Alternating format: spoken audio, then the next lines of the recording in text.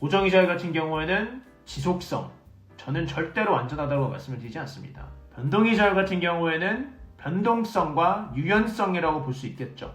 온타리오, BC, 알버타, 공인 모기지 브로커 제일입니다. 전문가라고 하시면 어떻게 규정을 하시나요? 오늘 제가 전화 상담을 하다가 좀 전문가가 결정을 내려줬으면 좋겠다라고 말씀하신 분이 있으셔서 여기에 대한 저의 생각을 영상으로 남기고자 오늘도 영상을 켜게 되었습니다. 정확한 판단을 할 수 있으시도록 길을 터드리고 여러 가지 옵션을 제공하고 여러 가지의 관점을 제공을 해서 이 클라이언트가 지금 내 선택에 후회 없도록 길을 안내해 드리는 것이 전문가라고 생각을 합니다. 당연히 모기지 전문가라면 본인 상황에 맞게 승인을 어떻게 하면 나올 수 있는지 여기에 대해서는 확실하게 알고 있는 게 전문가라고 할 수 있겠죠. 여러분들이 정의하시는 전문가는 어떻게 되시나요? 저에게 이런 질문을 해주셨습니다. 지금 현재 이자율이 많이 떨어지고 있는 이러한 그림들이 많이 보이는데 고정이자를 해야 될까요? 변동이자를 해야 될까요? 저에 대한 대답은 알 수가 없습니다 라고 답변해드렸습니다. 제가 추천해드리기 위해서는 클라이언트의 여러 가지 사항들을 고려를 해야 된다. 모기지를 연장을 했을 경우에는 집을 팔 것인지 리파이낸스를 할 것인지 아니면은 본인은 지속성을 추구하는지 변동성을 추구를 하는지 유연성을 추구를 하는지 본인이 판단하시기에는 이자율이 떨어질 것 같은지 올라갈 것 같은지 여기에 대해서 고찰을 해보셔야 한다는 말씀을 드렸습니다. 말씀해 주시기를 전문가면은 딱 말씀해 주시면 좋지 않겠느냐라고 질문해 주셨는데 제가 드린 말씀이 뭐냐면 이 정해드리는 것을 절대 전문가라고 생각하지 않고 책임질 수 없는 발언을 하는 것이라고 생각을 합니다.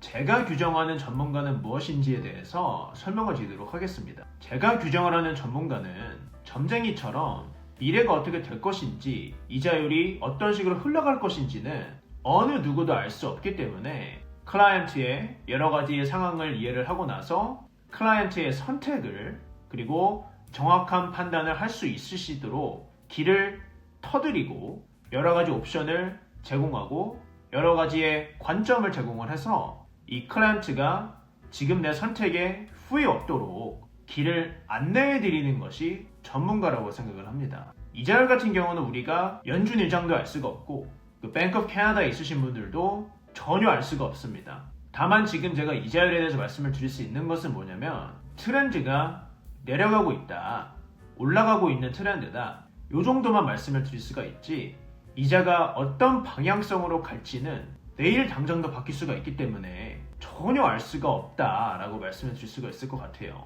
당연히 모기지 전문가라면 본인 상황에 맞게 승인을 어떻게 하면 나올 수 있는지 여기에 대해서는 확실하게 알고 있는 게 전문가라고 할 수 있겠죠. 하지만 이자율 같은 이러한 부분에서는 우리가 전혀 예측을 할 수가 없고 클라이언트의 경제적인 상황과 그분의 경제 지식과 그리고 리스크를 부담할 수 있는 이런 능력들과 이분이 재산이 얼마나 있는지 미래에 모기지를 깰 것인지 리파이낸스를 할 것인지 모기지 상환을 빨리 하시는 것이 목적인지 아니면 최대한 모기지를 덜 내면서 이 여윳돈으로 투자를 하시는 성향이신지 거주용으로 구매하시는지 렌탈용으로 구매하시는지 홈 에쿼티 라인 크레딧이 필요하신지 집을 구매를 한다고 했을 경우에는 우리가 가계약 기간이 얼마나 있는지 아니면 감정평가 비용은 얼마 정도 나오고 있는지 실제 입주는 언제 하는지 다운 페이먼트는 얼마인지 인컴은 얼마인지 굉장히 많은 요소들을 우리가 확인을 해야 된다는 거죠.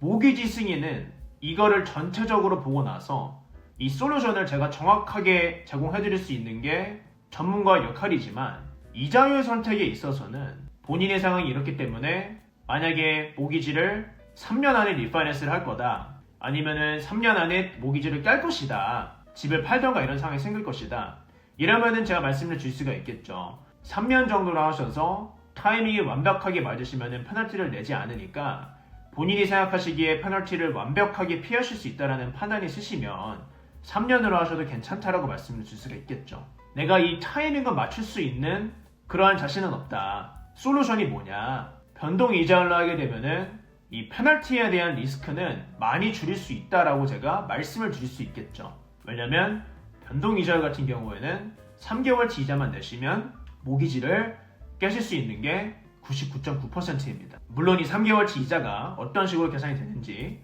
어떤 은행은 캐시백을 줬는데 요거를 다 뺏어가는 은행들도 있고 변동이자율을 또 계산하는 방법이 또 다를 수가 있어요. 이러한 세세한 부분은 제가 상담하면서 설명해 드릴 수가 있겠죠. 변동이자율하고 고정이자율 얘기할 때도 도대체 뭐가 낫냐라고 여쭤보신다고 하시면 그런 거는 없다라고 말씀을 드립니다. 고정이자율은 고정이자율대로 장단점이 존재하고 변동이자율은 변동이자율대로 장단점이 존재하기 때문입니다. 고정이자율 같은 경우에는 지속성, 저는 절대로 안전하다고 말씀을 드리지 않습니다. 변동이자율 같은 경우에는 변동성과 유연성이라고 볼 수 있겠죠. 제가 지금 현재 상황에서 제 개인적인 모기지를 어떤 거를 가져갈 것이냐라고 여쭤보신다고 하시면은 저는 뒤도 안 알아보고 말씀드릴 수 있어요.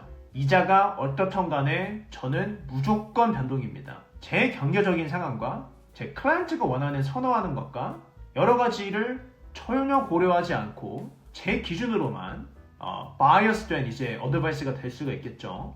이 편향적으로 내가 변동할 것이니까 클라이언트도 변동하면 좋겠다. 이렇게 말씀을 드리는 거는 비전문가적인 발언이지 않나. 그거는 전문가라고 할 수 없지 않나라고 저는 생각을 합니다. 여러분들이 전문가를 어떻게 규정하시는지가 저는 궁금합니다. 여러분들이 규정하시는 전문가에 대한 기준들이 있으시면 밑에 댓글로 남겨주시면은 제가 이해하는데 큰 도움이 될 것 같습니다. 오늘도 영상 시청해주셔서 감사하고 궁금하신 점 있으시면 밑에 댓글 남겨주시고 모기지 상담 필요하시면 문의 주시면 제가 답변해 드릴 수 있도록 하겠습니다. 감사합니다.